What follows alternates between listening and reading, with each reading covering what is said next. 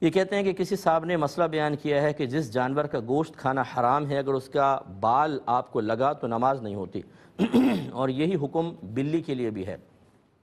دیکھیں، بالکل غلط مسئلہ بیان کیا ہے۔ بعض چیزیں کھانے کے اعتبار سے حرام ہوتی ہیں، چھونے وغیرہ کے اعتبار سے بالکل پاک ہوتی ہیں۔ سور بس ایسا ہے کہ وہ اس کو چھو بھی لیں تب بھی ہاتھ ناپاک، چاہے کچھ لگا ہو یا نہ لگا ہو، وہ نجس العین ہے۔ اس کا ایک بال بھی اگر پانی میں گر جائے یا آپ کے کپڑوں پر ہے تو وہ ایک منفی اثر ضرور مرتب کرے گا پاکی ناپاکی کے اعتبار سے۔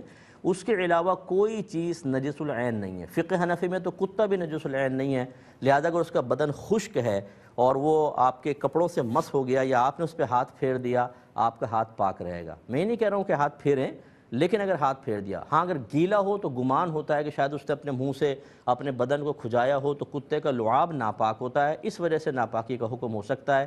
لہٰذا بلی کا گوشت کھانا حرام ہے، لیکن اس سے کوئی فرق نہیں پڑے گا۔ اب گدھے کا گوشت کھانا بھی تو حرام ہے۔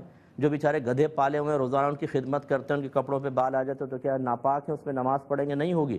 یہ غلط مسئلہ بیان کیا، اور مطلب ایسے حضرات جو اس قسم کے مسائل بیان کریں انہیں مطلب حق حاصل نہیں ہے کہ وہ مسئلے بیان کریں، کیونکہ غلط سلط مسئلے بیان کر رہے ہیں اور اپنے لیے آخرت کا وبال جمع کر رہے ہیں۔